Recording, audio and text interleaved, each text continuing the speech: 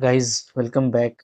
तो देखो, अब हम लोग आगे कंटिन्यू करते हुए आज ये देखने वाले हैं कि सिमिलर मैट्रिक्स, इक्विवेलेंट मैट्रिक्स और कॉन्ग्रुएंट मैट्रिक्स में क्या फ़र्क होता है या क्या इसमें रिलेशनशिप है। ठीक है, तो ये भी कॉन्सेप्ट आपका क्लियर हो जाएगा। देखिए, यहाँ पे वन टू वन मैंने सारी चीज़ों को लिख दिया है, बस आपको सिर्फ दिखाना है ताकि जल्दी से आपको समझ में आ जाए। देखो, डेफिनेशन ऑफ सिमिलर मैट्रिक्स क्या होता है। So two square matrices A and B are similar if there exist an invertible matrix P such that B is equal to P inverse A P. ठीक है, तो दो मैट्रिक्स ए और B को हम लोग सिमिलर कब बोलेंगे? जब मैं ए में प्री मल्टीप्लीकेशन करूंगा पी इनवर्स से और पोस्ट मल्टीप्लीकेशन करूंगा पी से, ठीक है, तो मेरे को बी मिल जाएगा। तो अगर ये रिलेशनशिप मिलता है देन वी कॉल के ए क्या होगा, बी के सिमिलर होगा। ए इज सिमिलर टू बी। बात फॉलो कर रहे हो? ठीक है, ओके। तो सिमिलर मैट्रिक्स पता करना काफ़ी ईजी है और इसी में अगर मान लीजिए कि ऐसा होता है कि हमको कोई नॉन सिमिलर मैट्रिक्स पी मिलता है और पी इनवर्स ए पी करने से मेरे को क्या मिल जाता है, डायगोनल मैट्रिक्स मिल जाता है। तो हम क्या बोलते हैं, तो हम बोलते हैं कि ए जो है similar to this diagonal matrix होगा एंड हेंस ए जो होगा वो क्या होगा, ए मेरा डायगोनलाइजेबल होगा। डायगोनलाइजेबल, ठीक है। तो डायगोनलाइजेबल का जो प्रॉपर्टी है, जो हम लास्ट क्लास में डिस्कस किए थे, तो वो भी यहाँ से क्लियर हो जाता है कि सिमिलर मैट्रिसेस के थ्रू ही आप किसी भी मैट्रिक्स का डायगोनलाइजेबल प्रॉपर्टी को चेक कर सकते हैं कि वो डायगोनलाइजेबल है कि नहीं है। ठीक है, ओके।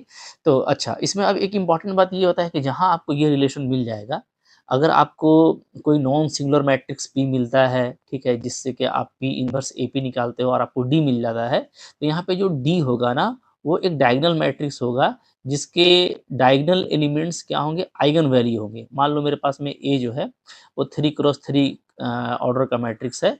तो अल्फा बीटा गामा ऐसे आपको मिलेगा ये 0 0, ठीक है, 0 0 0 0, इस तरह का आपको मैट्रिक्स मिलेगा, ये डायगोनल मैट्रिक्स। जहाँ पे अल्फा बीटा गामा क्या होगा, अल्फा बीटा गामा हमारा आइगन वैल्यूज होगा। तो सारी चीज़ों को मैं एक बार रिकॉल करा दे रहा हूँ क्योंकि है ये सारी बहुत इंपॉर्टेंट बातें। ठीक है, अच्छा, अब यहाँ पे अगर ये आपका आइगन वैल्यू वाला आपका डायगोनल मैट्रिक्स है तो P कैसा होगा? तो जो यहाँ पे नॉन सिंगुलर मैट्रिक्स P होगा ना, उसके कॉलम्स में जो वेक्टर होंगे, मान लो ये भी चूँकि 3 क्रॉस 3 साइज़ का ही मैट्रिक्स होगा, इसमें 3 कॉलम होगा, V1, एक V2 और एक V3, ठीक है? ये 3 कॉलम होगा। तो ये जो 3 कॉलम होगा V1, V2, V3, इसको हम लोग क्या बोलेंगे? इसको हम बोलेंगे आइगन वेक्टर्स, ठीक है? इन कॉलम को आइगन वेक्टर कहा जाएगा। बात फ़ॉलो कर रहे हो? तो हमको कह सकते हो कि किसी भी मैट्रिक्स को डायगोनलाइज़ेबल प्रूफ करने के लिए ये ज़रूरी है कि हमको वहाँ पे जो नॉन सिंगुलर मैट्रिक्स मिले, वो इस तरह का मैट्रिक्स होना चाहिए, जैसे कि यहाँ पे P मिल रहा है, जिसके कॉलम्स कौन कौन होंगे, आइगन वेक्टर्स होंगे। ठीक है, और वो 3 लीनियरली इंडिपेंडेंट आइगन वेक्टर होगा फॉर 3 साइज ऑफ मैट्रिक्स। ठीक है, तब हम ए को क्या बोलेंगे, डायगोनलाइजेबल बोलेंगे। तो सिमिलर मैट्रिसेस से आपका ये चीज़ पूरा होता है। और जैसे ही कोई मैट्रिक्स किसी के सिमिलर होता है, जैसे ए मान लो डी के सिमिलर हो गया, तो अब आपके वारे ही न्यारे हो गए, क्योंकि डायगोनल मैट्रिक्स के पास में सिर्फ डायगोनल एंट्री होगा, तो उसका ट्रेस निकालना, आइगन वैल्यू निकालना, आइगन वेक्टर निकालना, डिटरमिनेंट वैल्यू निकालना, उसका स्क्वायरिंग करना, क्यूबिंग करना, सब कुछ कितना ईज़ी हो जाएगा ये आप समझ सकते हो। This is the beauty of similar matrix, right? Clear हो गया? ठीक है।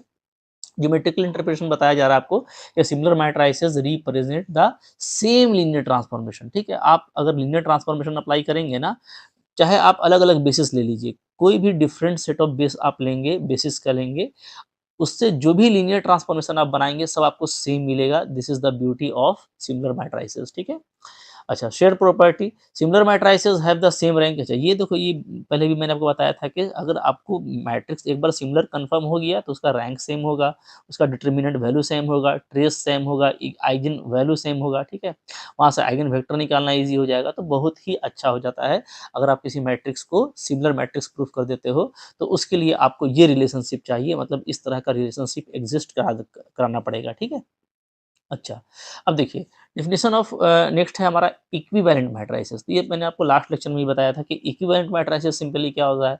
So two matrices are equivalent if one can be obtained from the other by performing a sequence of elementary row column operation. मतलब आप elementary row column operation अगर करते हो, ठीक है, तो आपको जो भी मैट्रिक्स मिलता है वो क्या होता है, वो इक्विवेलेंट मैट्रिक्स कहलाता है। लाइक आप स्वैपिंग कर सकते हो 2 रो या कॉलम का, मल्टीप्लाइंग बाय ए रो, जो भी आप एलिमेंट्री ट्रांसफॉर्मेशन पढ़े हैं, वो आप अगर यूज़ करेंगे तो आपको जो नया मैट्रिक्स मिलेगा वो क्या होगा, वो इक्विवेलेंट मैट्रिक्स होगा। बात फ़ॉलो कर रहे हो? जैसे मान लो मेरे पास में कोई मैट्रिक्स ए है, अब मैंने इसमें एक ऑपरेशन लगा दिया, मैंने R3 को रिप्लेस कर दिया क्या, R3 माइनस 2R1 ऐसा, ठीक है? तब आपको एक नया मैट्रिक्स मिलेगा बी। ये जो मैट्रिक्स मिलेगा ना, तो ये क्या होगा, ये ए के इक्विवेलेंट होगा, बी इज़ इक्विवेलेंट टू ए। तो एकदम मोहब्बत से समझ के रखना है सबको अलग-अलग, ठीक है? ताकि आपको एग्ज़ाम में कन्फ्यूज़न ना हो और आप आसानी के साथ में क्वेश्चन को डील कर सको। तो इक्विवेलेंट मैट्रिक्स में बस सिर्फ़ हम ये कह सकते हैं कि इसका रैंक जो होगा ना, वो ऑलवेज़ सेम रहेगा। कोई भी एलिमेंट्री ट्रांसफॉर्मेशन करने से रैंक पे कोई फ़र्क नहीं पड़ता है। हाँ, लेकिन बाकी eigen values, determinant definitely change कर जाएगा। जैसे ही आप रो ऑपरेशन करोगे, एंट्रीज़ चेंज करेंगे, एंट्री चेंज करेगा तो आइगन वैल्यू, ट्रेस, डिटर्मिनेंट सब कुछ चेंज कर जाएगा। तो यहाँ से सिर्फ़ आपका रैंक जो है वो फ़िक्स रहता है। तो ये हमारा इक्विवेलेंट मैट्रिक्स का प्रॉपर्टी हो गया, ठीक है? अच्छा, यहीं पे एक इम्पोर्टेंट बात है, वो भी मैं आपको बता देना चाहता हूँ, काफ़ी इम्पोर्टेंट है, वो भी आप इसको समझ लीजिए यहाँ पे, ठीक? तो देखिए, अगर सिमिलर मैट्रिक्स है तो हमको ये रिलेशनशिप मिलता है, ये इससे आप फ़ैमिलियर हो, ठीक है? लेकिन जहाँ हम लोग बात करते हैं इक्विवेलेंट मैट्रिसेस का, तो इसमें भी आपको पता है कि आप जैसे-जैसे आप एलिमेंट्री रो ट्रांसफ़ॉर्मेशन करते हैं, ठीक है? आप जैसे-जैसे आप रो ट्रांसफ़ॉर्मेशन करते हैं, आपको क्या मिलता है? आपको फॉर ईच रो ट्रांसफ़ॉर्मेशन आपको एक एलिमेंट्री मैट्रिक्स मिलता है, ठीक है? सपोज़ करो वो मेरे को मिल रहा है E1, ठीक है? फिर आपको E2 मिला और आप कोई मैट्रिक्स ए लिए हुए हो, ठीक है? तो ए में आप क्या कर रहे हो? रो ट्रांसफॉर्मेशन कर रहे हो बारी-बारी से, तो E1, E2, E3 इस तरीके से आपको इसमें मैट्रिक्स मिल जाता है। मान लो En इस तरह का मिल गया, ठीक है? ओके? उसके बाद आप इसको कॉलम ट्रांसफॉर्मेशन करते हैं मैट्रिक्स ए में। तो कॉलम ट्रांसफॉर्मेशन मान लो मैं कर रहा हूँ, ठीक है? और मेरे को एलिमेंट्री मैट्रिक्स फिर इसी तरह का मिल रहा है EL, EM, ठीक है? इस तरह से हमको ER तक मिलता है मान लो, ठीक है? तो अब आप समझिएगा, ये आप लोग पढ़े हुए हैं कि जो रो ट्रांसफॉर्मेशन आपने डिफरेंट किया ना, उससे आपको फॉर ईच रो ट्रांसफॉर्मेशन आपको एलिमेंट्री मैट्रिक्स मिलता है और इन सारे एलिमेंट्री मैट्रिक्स के प्रोडक्ट को अगर मैं P बोल दूँ, इसी तरीके से आपने जो कॉलम ट्रांसफॉर्मेशन किया, ठीक है? उन सारे एलिमेंट्री मैट्रिसेस को मैं अगर Q बोल दूँ, मेरे को क्या मिलता है? मेरे को PAQ जो है, ये मेरे को मिलता है एक नॉर्मल फॉर्म एक नॉर्मल फॉर्म फॉर्म का मैट्रिक्स मिलता है, ठीक है? इस तरह का। ये मेरे को नॉर्मल फॉर्म मिला। तो इक्विवेलेंट मैट्रिसेस के थ्रू आपको नॉर्मल फॉर्म मिलता है, ठीक है? जो एक डायगोनल मैट्रिक्स है, ये भी एक डायगोनल मैट्रिक्स है। इसीलिए कहते हैं कि जो भी सिमिलर मैट्रिक्स है, वो एक तरह का इक्विवेलेंट मैट्रिक्स भी है, बट कन्वर्स इसका करेक्ट नहीं है, ठीक है? तो यहाँ पे ये भी एक एक तरह का डायगोनल मैट्रिक्स है, जहाँ जो कि आपको नॉर्मल फॉर्म में मिल रहा है। तो इक्विवेलेंट मैट्रिसेस में क्या होता है, रेगुलर रो और कॉलम ट्रांसफॉर्मेशन से, हर रो ट्रांसफॉर्मेशन से आपको कह सकते हो कि एक इक्विवेलेंट मैट्रिक्स मिलता है P, जो कि प्री मल्टीप्लाइड होता है मैट्रिक्स A में, और हर कॉलम ट्रांसफॉर्मेशन के इक्विवेलेंटली आपको जो एलिमेंट्री मैट्रिक्स मिलता है, उसका पोस्ट मल्टीप्लिकेशन हम लोग करते हैं मैट्रिक्स A में, ठीक है? Q से, तो हमको PAQ का ये फॉर्म मिलता है। तो ये फॉर्म और ये फॉर्म आप देखिएगा तो कुछ आपको एक ही जैसा लगेगा, और सिमिलर मैट्रिक्स में अगर मान लो आपको P इनवर्स AP अगर आपको D मिल जाता है, तो इसको अगर आप देखो और इसको अगर आप देखो, तो दोनों आपको फिर एक ही चीज़ें लगेंगी, ठीक है? कि उसमें हमको बस डायगोनल मैट्रिक्स मिल जाता है, इसमें हमको एक नॉर्मल फॉर्म मिलता है। तो एक आइडिया मिल जाता है यहाँ से कि रो और कॉलम का ट्रांसफॉर्मेशन करके ये जो हम रिलेशनशिप निकालते हैं, कुछ इसी तरह का आइडियोलॉजी सिमिलर मैट्रिसेस में भी है। हाँ, लेकिन सिमिलर मैट्रिक्स के लिए एक ही मैट्रिक्स का होना ज़रूरी है, जिसके इन्वर्स से हम प्री मल्टीप्लिकेशन करेंगे और उस मैट्रिक्स से हम पोस्ट मल्टीप्लिकेशन करेंगे, ठीक है? तो इससे एक आइडिया मिलता है कि सिमिलर मैट्रिसेस में ये जो रिलेशन है, ये अब खुद ब खुद नहीं आ जाता, बल्कि इसके पीछे पूरा वही लॉजिक है। ठीक है जी? क्लियर हो गया? तो ये एक बात था जो कि आपको समझ के रखना चाहिए, और ये सब बात हम लोग पहले करते आए हैं। अब देखो रिलेशनशिप क्या है इन दोनों में? तो जो की डिफरेंस है वो ये है कि similar matrices are only defined for square matrix, this is important. जो सिमिलर मैट्रिक्स है वो स्क्वायर मैट्रिक्स के लिए डिफाइन होता है, और हमको वहाँ पे चाहिए होता है एक specific transformation involving an invertible matrix to relate them. जैसा कि मैंने आपको बताया कि सिमिलर मैट्रिक्स के लिए हमको ये वाला रिलेशनशिप चाहिए, P inverse A P is equal to, अगर आपको डायगोनल मिलता है तो डायगोनल मैट्रिक्स डी के बराबर, और या तो आप इसको ऐसे कह सकते हो, अगर आप रिवर्स यहाँ पे लगाएँगे ट्रांसफॉर्मेशन, तो आपका ये हो जाएगा A is equal to P D P inverse, ठीक है? जहाँ डी मेरा डायगोनल मैट्रिक्स है, क्लियर है? जबकि जो इक्विवेलेंट मैट्रिक्स होता है ना, वो जो है किसी भी साइज़ का हो सकता है, ठीक है? और थ्रू हम लोग सीक्वेंस ऑफ एलिमेंट्री रो और कॉलम ट्रांसफॉर्मेशन के आगे बढ़ते हैं। जो भी मैट्रिक्स हमको मिलता है वो सिमिलर मैट्रिक्स होता है। Similar matrices are the stricter condition than equivalent matrices, meaning all the similar matrices are equivalent, but all equivalent matrices are not similar। ये मैंने आपको पहले ही बता दिया, ठीक है? क्लियर है? बहुत बड़ी चीज़ नहीं है, लेकिन जो भी चीज़ें हैं उसको मैं एक बार रिकॉल करा दे रहा हूँ ताकि आपके माइंड में वो अच्छे से फिट रहे। अब देखो यहाँ पे फिर क्या है, कॉन्ग्रुएंट मैट्रिसेस और सिमिलर मैट्रिसेस में क्या रिलेशनशिप है। तो सिमिलर मैट्रिक्स तो आप समझ गए, यही चीज़ है, ठीक है? Similar matrices are have equal rank, trace, determinant and similar eigenvalue, ये भी आप जान गए, ठीक है? Can be interpreted as representing the same linear transformation, भी मैंने आपको बता दिया, ठीक है? Congruent मैट्रिक्स क्या होता है? देखो congruent मैट्रिक्स में थोड़ी सी बात बढ़ जाती है कि इसमें अब आपको जहाँ पे आप P इनवर्स ले रहे थे ना, वहाँ पे आप जस्ट P का ट्रांसपोज लेते हैं। तो अगर आप जस्ट इतना छोटा काम करते हो कि आप P का ट्रांसपोज लेते हो, किसी भी नॉन सिंगुलर मैट्रिक्स P का ट्रांसपोज लेते हो, A से मल्टीप्लाई करते हो प्री मल्टीप्लिकेशन और फिर पोस्ट मल्टीप्लिकेशन P से करते हो और आपको कोई दूसरा मैट्रिक्स B मिलता है, तो देन हम क्या बोलेंगे कि A और B आपस में क्या है, कॉन्ग्रुएंट है, ठीक है? तो कॉन्ग्रुएंट होने के लिए बस ये रिलेशनशिप चाहिए। Congruent is particularly relevant when dealing with quadratic form. तो जो हम क्वाड्रेटिक फॉर्म देखेंगे तो वहाँ पे ये आपको क्वाड्रेटिक फॉर्म को लाने में काफ़ी हेल्प करेगा और वहाँ पे जो सिमेट्रिक मैट्रिसेस का प्रॉपर्टी होता है, ठीक है? वो भी आपको देखने के लिए वहाँ पे मिलेगा।